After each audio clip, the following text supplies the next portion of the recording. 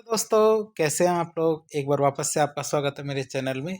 आज हम बात करेंगे हमारे एक टॉपिक चल रहा है, एक सीरीज चल रही है पर्यावरण की। पर्यावरण और पर्यावरण से संबंधित जो भी टॉपिक्स है उनसे संबंधित कई बार परीक्षाओं में इनसे काफ़ी सारे सवाल पूछे जाते हैं। आज हमारा टॉपिक रहेगा बायोम। तो आज हम बायोम के बारे में बातचीत करते हैं। बायोम किसे कहते हैं? जो हमारे बड़े इकोसिस्टम होते हैं उनको बायोम कहा जाता है। जो हमारे बड़े बड़े इकोसिस्टम होते हैं उनको क्या कहते हैं? उनको बायोम कहा जाता है। मुख्यतः बात करें तो बड़े पारिस्थितिक तंत्र जैसे हमारे जलीय तंत्र होते हैं, स्थलीय तंत्र होते हैं, ये सब क्या कहलाते हैं? बायोम कहलाते हैं। बायोम में बात करते हैं चरम समुदाय की। तो क्या है? बायोम में चरम समुदाय क्या है? एक ही प्रकार का होता है। बायोम को आसानी से उसके चरम समुदाय के द्वारा पहचान सकते हैं। ऊंचाई और अक्षांश की बात करें तो उनकी सीमाओं को निर्धारित किया जा सकता है। तो बायोम की बात करें तो बायोम दो तरह से हम पढ़ते हैं। एक तो हमारा टेरेस्ट्रियल होता है अर्थात जमीन के, एक होता है एक्वेटिक मतलब पानी के। टेरेस्ट्रियल की बात करें तो हम इनको चार भागों में बांटते हैं। एक तो tundra biome, forest biome, grassland और डेजर्ट। कौन कौन से? Tundra biome, forest biome, grassland और डेजर्ट।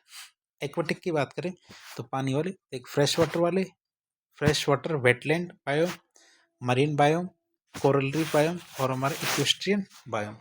तो हम इस तरह पांच भागों में बांट सकते हैं किनको? एक्वेटिक बायोम्स को। अब हम बात करेंगे कौन से? स्थलीय बायोम की। स्थलीय बायोम की बात करें तो सबसे पहले आता है हमारा टुंड्रा बायोम। टुंड्रा बायोम की बात करें तो सबसे पहले इसकी स्थिति की बात करें तो हमारा 60 डिग्री उत्तरी अक्षांश के ऊपर वाला क्षेत्र टुंड्रा प्रदेश कहलाता है। अब जैसे मैं आपको बताना चाहूँगा क्या कहना चाहते हैं। जैसे ये हमारी पृथ्वी है, ये हमारा 0 डिग्री अक्षांश है। फिर इसके ऊपर कौन सा? 30 डिग्री अक्षांश होता है। फिर हमारा क्या होता है? 60 डिग्री अक्षांश होता है। तो हमारे नीचे भी 30 डिग्री होता है और फिर कौन सा? 60 डिग्री होता है। तो हमारी ये वाला जो एरिया है ये हमारा उष्ण कटिबंधीय क्षेत्र होता है। कौन सा क्षेत्र है? उष्ण कटिबंधीय क्षेत्र है। ये वाला क्षेत्र है, ये वाला क्षेत्र, ये वाला, ये हमारा शीतोष्ण कटिबंधीय क्षेत्र है। ये वाला ऊपर नीचे जो 30 और 60 के बीच में है ये वाला क्षेत्र क्या कहलाएगा? हमारा शीतोष्ण कटिबंधीय क्षेत्र। और ऊपर का जो ये वाला क्षेत्र बच गया जो 60 डिग्री से ऊपर वाला है ये हमारा टुंड्रा प्रदेश कहलाता है। क्या कहलाता है? टुंड्रा प्रदेश कहलाता है। तो 60 डिग्री से ऊपर वाला क्षेत्र होता है उत्तर और दक्षिण दोनों वाला, तो हमारा टुंड्रा प्रदेश कहलाते हैं। तो स्थिति की बात करें 60 डिग्री उत्तरी अक्षांश से ऊपर वाला क्षेत्र टुंड्रा कहलाता है। 60 डिग्री उत्तरी अक्षांश को टिम्बर लाइन भी कहते हैं। अर्थात टिम्बर लाइन क्यों कहते हैं? क्यों? क्योंकि टिम्बर लाइन इसलिए कहते हैं क्योंकि इस लाइन से ऊपर जाएंगे तो आपको पेड़ पौधे देखने को नहीं मिलेंगे। हिमालय में भी क्या होता है? 3600 मीटर की ऊंचाई से अधिक वाले स्थान होते हैं वो अल्पाइन टुंड्रा कहलाते हैं। क्या कहलाते हैं? अल्पाइन टुंड्रा कहलाते हैं। तापमान की बात करते हैं टिम्बर लाइन या टुंड्रा के उत्तर में वर्ष के अधिकांश समय बर्फ जमी रहती है। अर्थात बर्फ जमी रहती है, प्रकाश बहुत कम होता है, तापमान बहुत कम होता है। तो ये हम देख सकते हैं कौन सा एरिया है वहाँ पे प्रकाश बहुत कम होता है, तापमान भी बहुत कम होता है, हमेशा बर्फ जमी रहती है, तो वहाँ पे पेड़ पौधे नहीं पाए जाएंगे। वार्षिक वर्षा की बात करें तो वार्षिक वर्षा में हमारे 25 सेंटीमीटर से भी कम वर्षा होती है। तो टुंड्रा की बात करें तो टुंड्रा में किस तरह के जीव पाए जाते हैं? तो प्रोड्यूसर में तो हमारी छोटी छोटी घासें होती है, कुछ छोटे छोटे रैबिट्स होते हैं। फिर सेकेंडरी कंज्यूमर में हमारे आर्कटिक फोक्स होते हैं, लोमड़ियाँ होती है और पोलर बियर होते हैं। क्या होते हैं? पोलर बियर होते हैं। कई प्रकार के और भी देखें तो ये भी हमारे वहाँ के फूड चेन है। तो फूड चेन में और देखें हमारे वहीं की हमारे टुंड्रा प्रदेश की, तो इसमें हमारे आर्कटिक विलो है, लेमिंग, स्नो आउल, फिर आर्कटिक वॉक्स, फिर लाइकेन, कैरिबो, फिर पोलर बियर। तो ये हमारी क्या है जो हमारी फूड चेन है आर्कटिक की, तो उसकी हमने देखा। फिर वनस्पति की बात करें तो हमारे टुंड्रा प्रदेश की वनस्पति कैसी है कि टुंड्रा में वनस्पति बहुत कम होती है।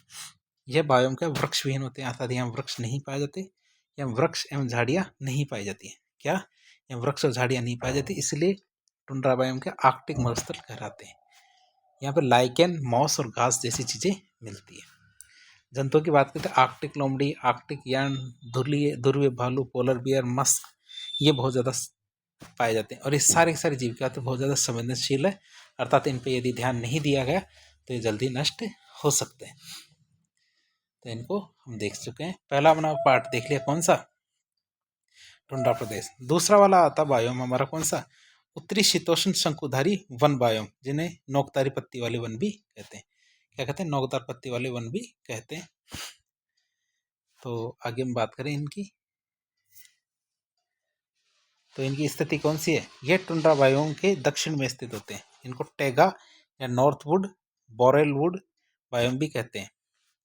हिमालय पर ये वन है ना 1700 मीटर से 3000 मीटर की ऊंचाई पे मिलते हैं। हिमालय पर सदाबहार वन भी पाए जाते हैं। ये सब इसी की श्रेणी के अंदर आते हैं। तापमान की बात करें तो सर्दियों का औसत तापमान 6 डिग्री और गर्मियों का कितना होता है? 20 डिग्री होता है। वर्षा यहाँ 50 सेंटीमीटर के आसपास वर्षा होती है। वनस्पति कौन सी? पाइनस, सिल्वर फर, देवदार, स्प्रूस, मैपल, साइप्रस, इस प्रकार की वनस्पति पाई जाएगी।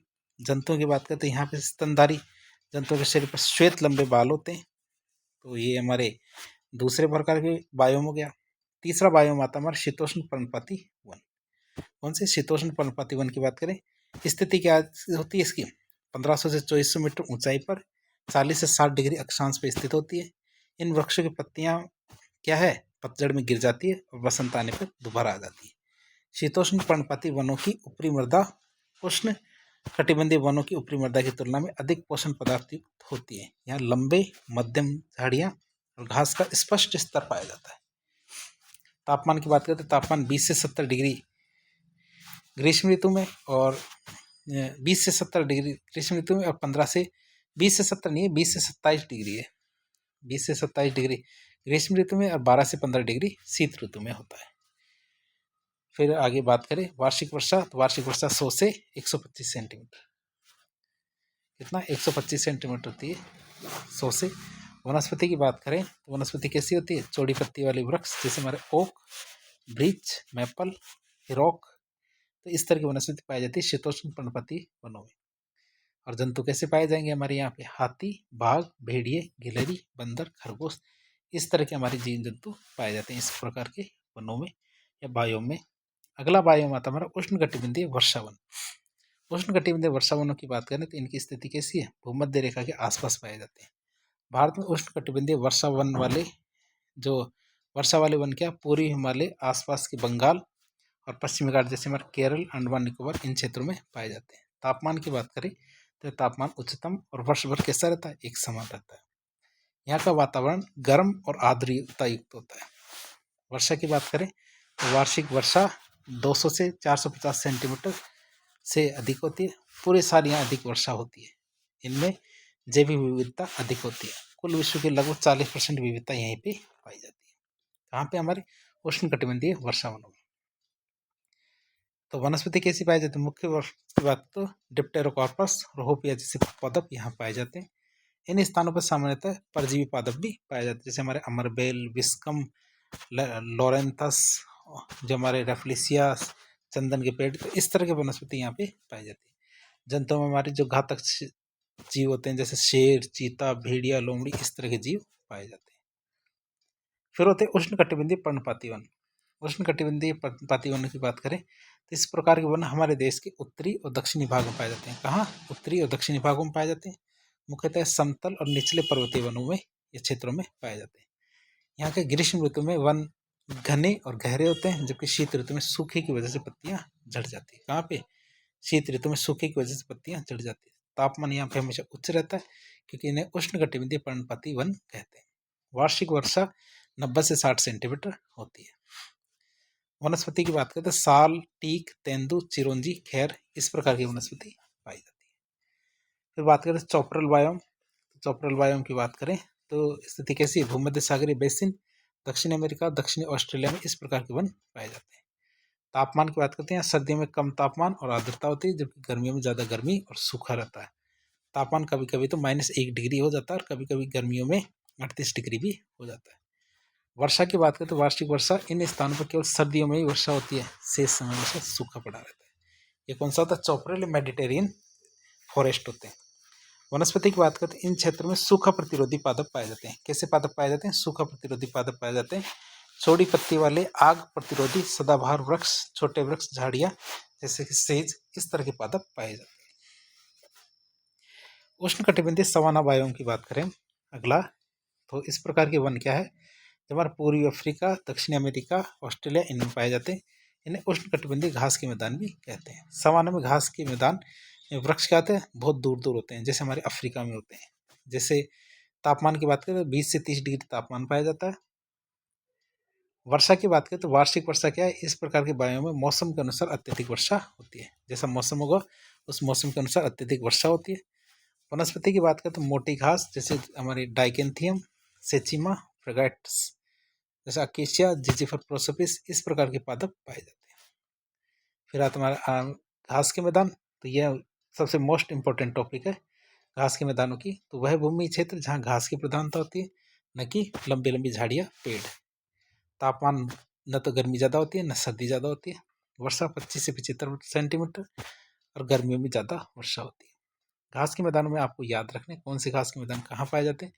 पंपास हमारे दक्षिण अमेरिका में, प्रेरीज उत्तरी अमेरिका में, स्टेपीज हमारे यूरोप और एशिया में। एशिया में भी कहाँ पे, खासकर रूस में।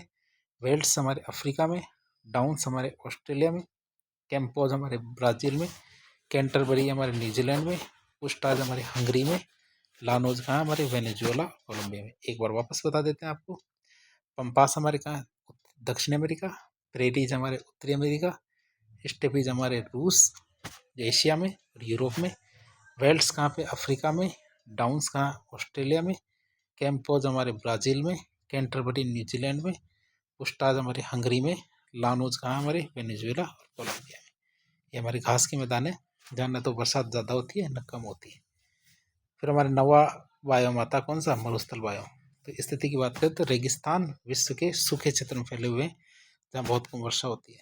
रेगिस्तान महाद्वीपों के पश्चिमी तटों पर कर्क रेखा और मकर रेखा के पास 15 से 35 डिग्री अक्षांश के मध्य दक्षिण में पाए जाते हैं। तापमान की बात करते हैं, रेगिस्तान में तेजी से उतार चढ़ाव होता है, अर्थात दिन के समय काफ़ी ज़्यादा तापमान, रात में बहुत कम तापमान होता है। वर्षा कितनी होती है, 20 से कम सेंटीमीटर, इससे कम वर्षा होती है। वनस्पति की बात करें तो पादप जंतु बहुत कम पाए जाते हैं। कांटेदार झाड़ियाँ, पेड़ जैसे कैक्टस, सहारा, थार, ऑस्ट्रेलिया के मरुस्थल में कैसे गर्म मरुस्थल, जबकि उत्तरी अफ्रीका, तिब्बत, गोबी, लद्दाख ये हमारे शीत मरुस्थल है। अटाकामा दुनिया का सबसे सूखा मरुस्थल है। तो हमने देखा, और ये हमारे बायोस्फीयर है, तो बायोस्फीयर में सभी चीज़ें देखी जाती है।